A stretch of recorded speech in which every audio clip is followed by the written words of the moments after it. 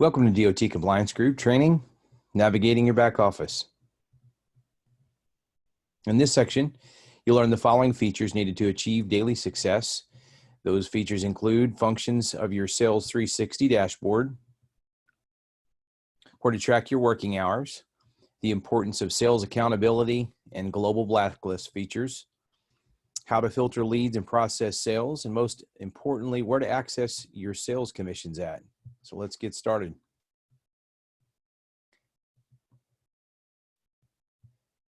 Open a web browser and you'll go to dotcompliancegroup.com/admin. Once you do that, this screen should appear with a blue background, a username and password where you're able to use your information given to you to log in. Once you've entered your username and password, click login, and it will take you to this screen here, which is your back office.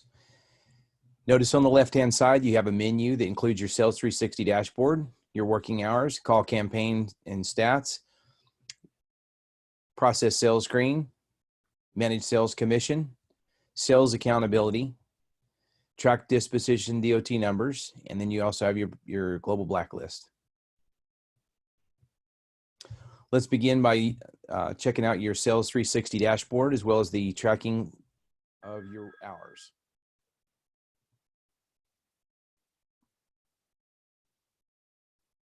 Also note that in 10-minute increments, your back office will log you out after that time. And this is also how your working hours are tracked. This is a snapshot of your Sales 360 accountability page. You'll notice also that important messages will be put on the bulletin board on a daily or weekly basis. So be sure to review that. You'll also notice that another portion of your Sales 360 dashboard allows you to track your follow-up stats. So within a 72-hour time frame, it will track the number of follow-ups that you have with any particular DOT number.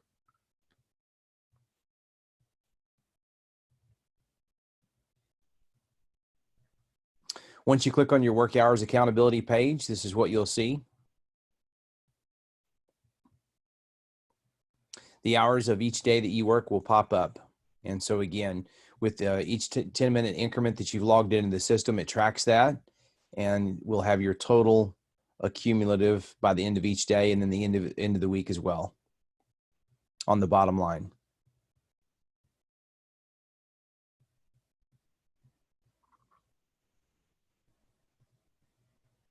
On this page here, this is your sales commission page, manage sales commission. So you'll plug in the date. Typically our weeks go from Monday to Sunday. Then you'll select filter.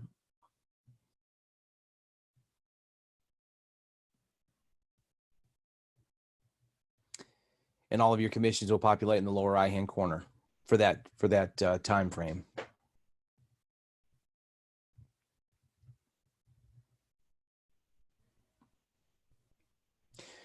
Notice that as an example on this page here, this is the Unified Carrier Registration commissions sheet line on the top.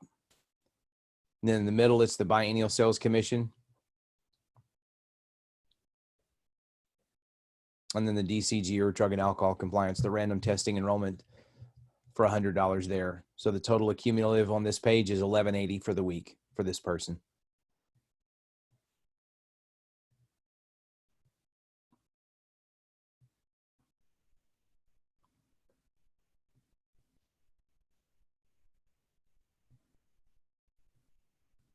You'll notice it on this page here. This is your call campaign page, and the most important.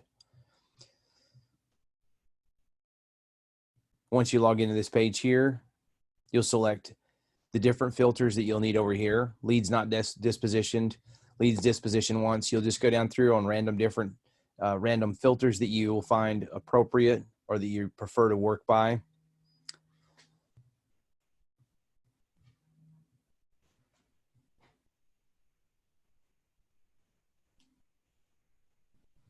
And select each of those. And on many occasions, it's easier just to put any on some of them. So in this case, we've selected biennial service. Then you'll notice a series of different filters pop up depending on the service that you select. So in this one, it's going to be inactive due to biennial update being due. So the preference that some people have is some people like to call leads that are past due, and some people like to call them where they're currently due.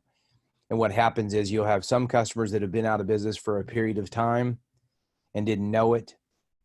So you're dealing with a different type of lead and a different type of close. Excuse me. Notice the other filters as you'll drop down. My preference on the majority of them is to leave them open, or in other words, on any, because you'll always be able to get leads that way. The tighter that you restrict the leads, the harder it gets on the system. And sometimes it'll pull the same leads if you restrict it too much, and then after you've worked with it for a few days. Generally, that's not the case because we have enough leads in there that you don't have to worry about it. But sometimes the system will do that, and you may see some of the same leads on a few occasions. So in that case, you'll just want to open up the filters to any, and it'll change the scope of the leads.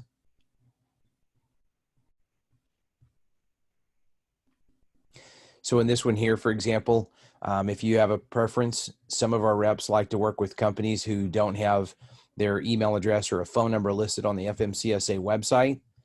They'll actually Google the contact information. And a lot of times the reason for that is that they haven't been contacted by phone or email nearly as much as some of the other companies. The value that we present as a company and the importance that you need to understand is that the reason that we're calling them and emailing them is because they're currently due or currently past due. And so that's where we present the true importance of a compliance service to the industry. And that's what we bring to the table and our strength.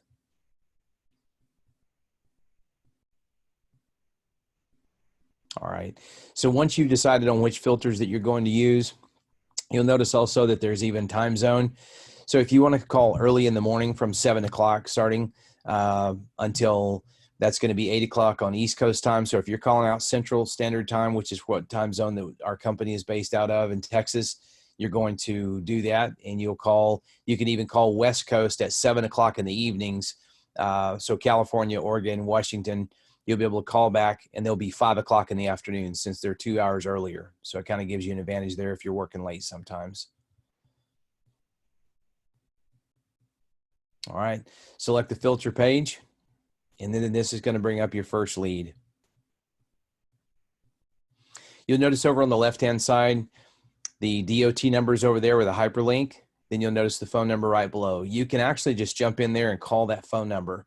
With the way our current phone system is set up, our current soft phone, which is Ring Central software, you'll be able to just move your cursor over that, dial out, and then you can click on the DOT number and go into the lead if that's the way you prefer to do it. Some people like to prefer to check out the lead, and then they'll go and then they'll contact it after they've had a 20 or 30 seconds to look at the lead.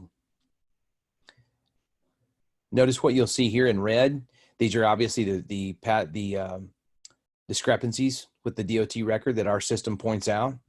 And so with here, the biennial, this one's showing that the biennial update is currently past due as of the 28th of February, 2018. Should have been filed again in February of 2020 at the very latest.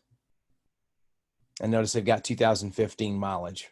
Most likely this carrier is out of business, but we'll get into that more into the sales, to the sales aspect and presentation and discuss further.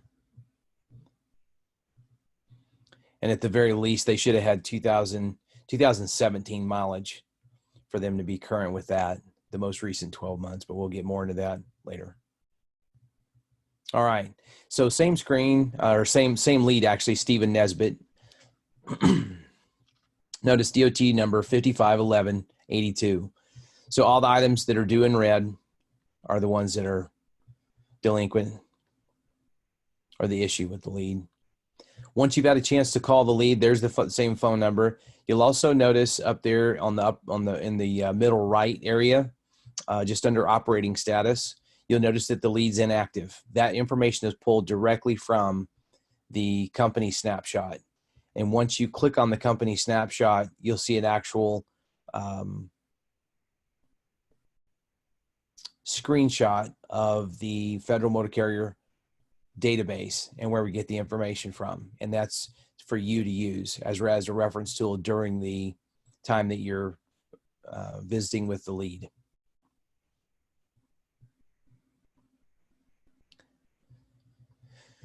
So let's say that you've contacted the phone number, you were not able to leave them a message, no voicemail, but you want to send an email. With each of the leads, what happens is when they're dispositioned with our company, you're going to go into a status. You'll select one of the leads down below where it says select disposition status, just below the red mileage year there of 2015 on the bottom middle of your screen. You'll select a disposition choice and then save it. And just know that each of the emails, each of the dispositions or the leads that are utilized, once it gets dispositioned, an email is sent. And there's a template that you'll be able to read. You can access any of those down there just below the disposition area, and so that you can see what's being sent to the customer. If the customer clicks on any of the links with your information in it, you do get credit for that.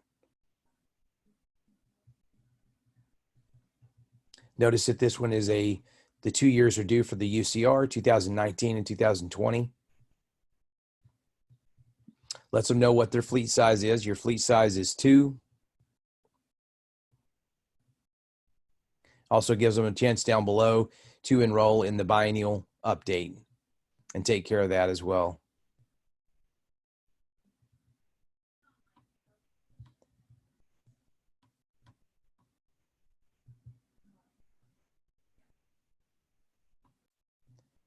Okay. So you'll notice here that after it's been dispositioned, you'll be able to see how it was dispositioned by the previous person or the way that you've previously dispositioned it. Currently, you own the leads for 72 hours. So in other words, if that lead gets dispositioned at this time and gets closed by someone else, you should get credit for it within that 72-hour time frame.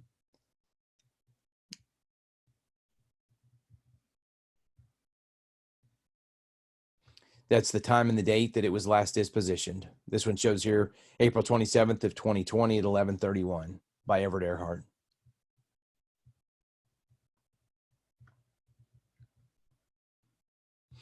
Notice there's the various menus. So you'll have callback, do not call back, left message, process sales, not interested, or no answer, send email. So those are the various types of dispositions that you'll go through and you have to select from. Select the appropriate one, click save and move on, go to the next call. Typically, it may take you a minute to a minute and a half to go through each lead, and that's what will get you to 100 calls a day.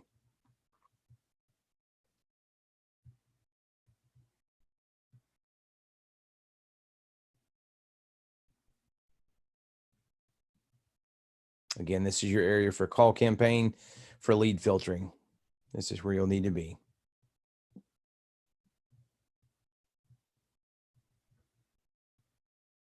All right. So assuming that you find someone who needs our service at that time, you're going to move into one of two areas to process the sale or process the transaction. There's two ways to do this. The first is through the call campaign. Once you have a chance to select process sale and then click save, it'll move you to the same screen. Or you can go over to the left. As you may remember, we have the process sales tab that's over on the left-hand menu, left side of the menu in your back office. And with that time, you'll just click process sale, enter the DOT number, phone number, email address, or other items, and you can pull up the record by that information. Most of the time, the process sales tab will be used on the incoming call.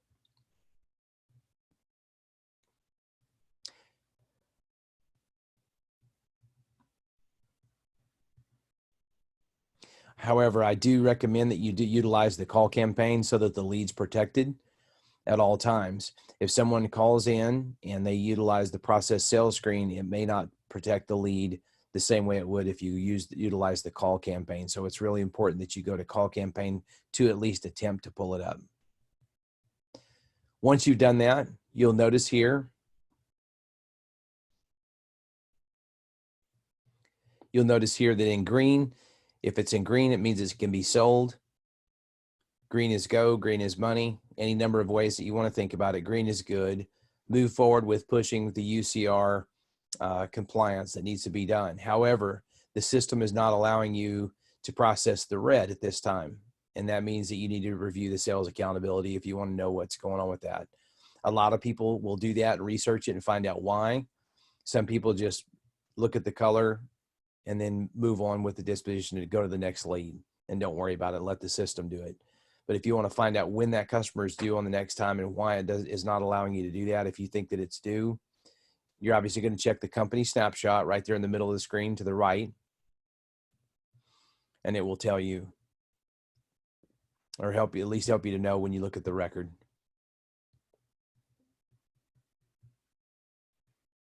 Again, here's another example of, we pulled up DOT number 3058711. And you can see here that the UCR or the biennial service can be sold on both of these.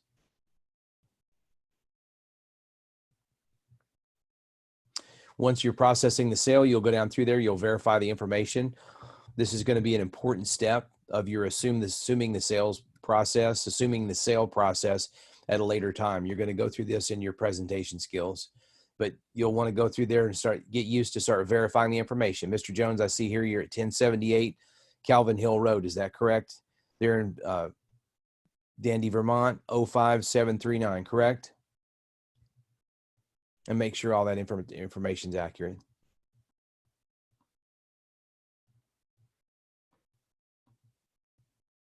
All right. So now you're going to go down through these services here. This is your biennial update. For the biennial update section, you're going to make sure that you check the box in the middle. That's always going to be important with any of the services that you see, including the drug and alcohol compliance up above there. Make sure that the box is always checked.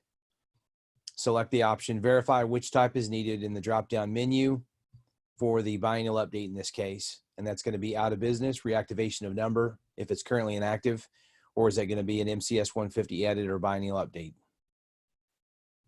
Very simple. Then also, if they need to have it mailed to them, you'll notice down below it says no email address to customer, mail MCS 150 form to them. There will be a box underneath there that you check, and that box needs to be checked. That means they have absolutely no email available.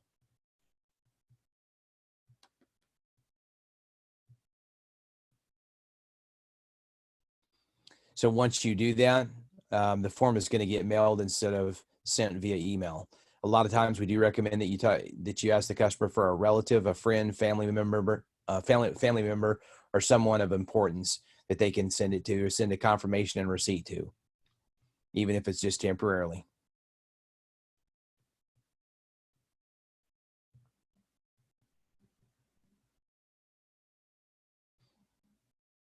Here's how to process your sale on the process sales tab. You'll enter the DOT number or any of that information there, even the email address if you need to. Click search, and then it'll pull up the record. So that's your second form, as opposed to going to the call campaign.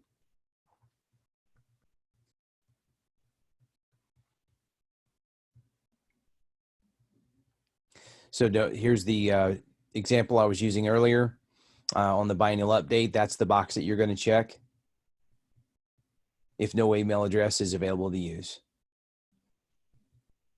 And we have had some reps who even choose to help the customer make up an email address if they want that.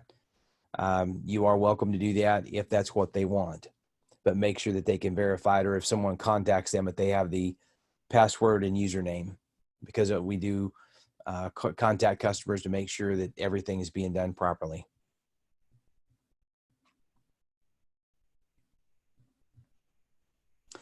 So for example, on this particular customer, the unified carrier registration, chose to be enrolled. The customer has a fleet of 2 vehicles. And so what you're going to do is select the service that's needed, the unified carrier registration. You're going to check that box in the middle. You'll notice then that the years, there's 2020 and 2019 are both delinquent on this. And the system's going to pull that up. They no longer allow us to pay unified carrier registration. On occasion, you may have a customer that wants to pay 3 years, but not very often. But they no longer allow us to pay unified carrier registration for a customer 3 years back, and the customer can't do it as well. And so if they want to, that it's not able to be done at this time. Only the current year and the previous year.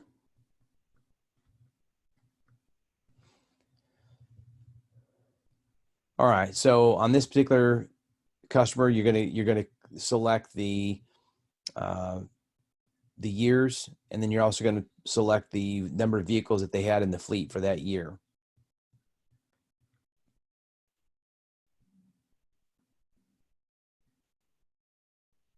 And you're going to do that for each of the years, 2020 and 2019 in this case. It's asking you currently, do you want to verify, do they have any passenger vehicles? So notice that there it says enter the number of motor coaches, school buses, minibuses, vans, or limousines. So of course you're going to have to put that in. If for some reason that you skip that and you try to go to the payment, it's going to kick you back and it'll highlight it in red. So just be sure and remember that if your payment's not going through for some reason, you have to make sure that you put in the number of straight trucks and tractors, like you see there. Enter the number of straight trucks and tractors, which is 2 on that second from the bottom arrow, and then 0 for any of the passenger vehicles. And you'll do the same for 2019.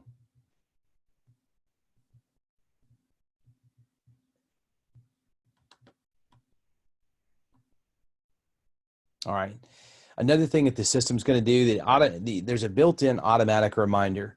So you're going to learn at a later time during the sales training process that in most cases, the drug and alcohol compliance is secondary compared to the amount of biennial updates and then the unified carrier registration that we do.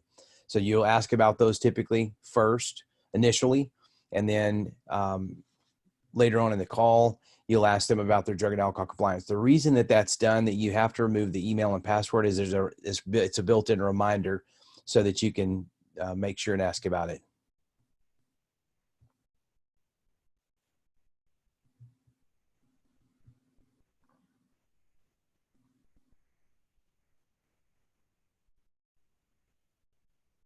Okay, here's a unique scenario. On occasion, there are a few states in the unified carrier registration system that don't participate in it, and you'll find out more about this on the unified carrier registration portion of your sales training. But just remember, there's a drop-down box. You can select any of these states. It doesn't matter. Typically, the easiest way to do it is not to ask the customer which state they want to be filed in. I don't recommend that you ask them that. Just simply ask them what state do they do the majority of their other business in besides their primary state. And so in this case, so for example, if it's going to be Florida, they're going to do business in Alabama or Georgia, for example. If it's Vermont, they're going to do business in either Connecticut or Delaware, most likely, maybe Massachusetts or Maine. So any of those states you could select. It just gets into confusion, is the reason that I don't recommend that you ask them which state they want to be filed in, because then it's going to get into, well, why do I need to select a state? Can it be filed in the state that I'm currently in? But again, you'll find out more in your unified carrier registration training why that's the case.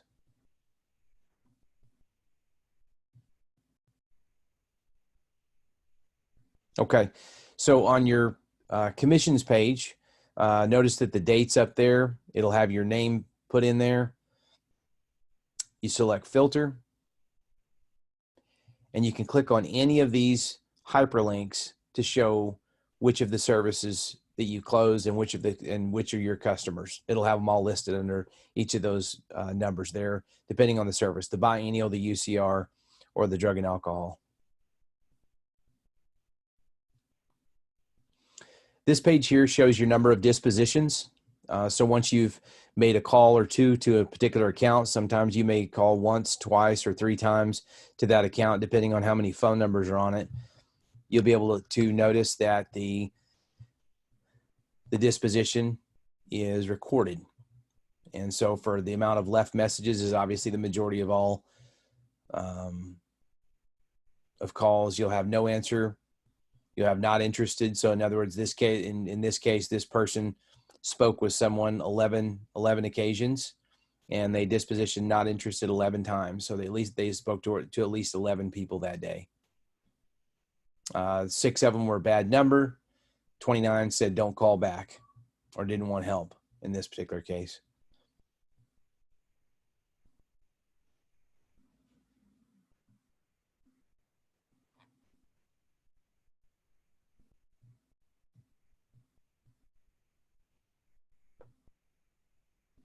All right, the sales accountability page. This is going to be your second from the bottom on the left-hand menu. Very important. So if a customer calls in and states that they have previously done business with us before, if they say, hey, I've currently paid you guys, you're working on my UCR, you're working on my biennial, or I have my drug and alcohol compliance through you, this is the page that you're going to want to go to pull up their information. And so what this does, it shows everything in the back office. It shows all the notes. Usually this is not even all the notes. There's more notes on the service screens that you guys can't see in this out on the compliance side, on the service side. And so there's more than that. But anyway, you can see up here, you can see notes in the upper right-hand corner that the customer client called in asking for a refund on this particular one, cancellation, stating that the cancellation was a mistake, so that we reprocessed the 2020 UCR registration for this particular one. And then you'll notice how down there in the very lower left-hand corner, you can see the name of the rep, disposition by, left message, and then any notes that they might have typed in. It'll even tell the time that they dispositioned it.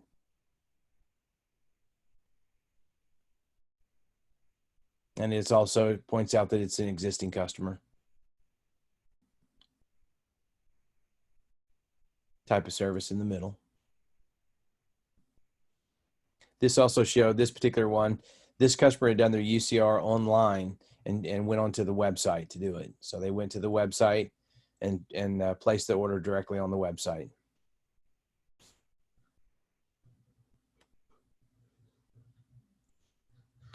In this area here, this is your global blacklist area.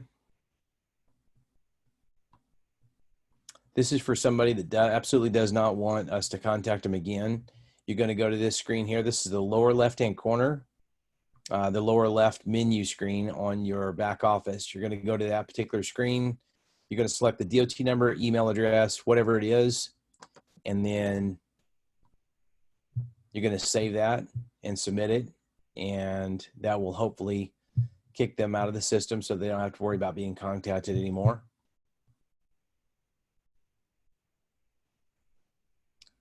A few helpful tips. You'll always see this screen on there. Helpful tips to process a sale. Always remember that when you're doing that, when you're asking for the email address, you always make sure, sir, what is your email address for confirmation receipt to be sent to? You'll learn more about this in the sales portion of the presentation skills and the importance of it. Reminder on removing the email address and the name out of the supervisor training area.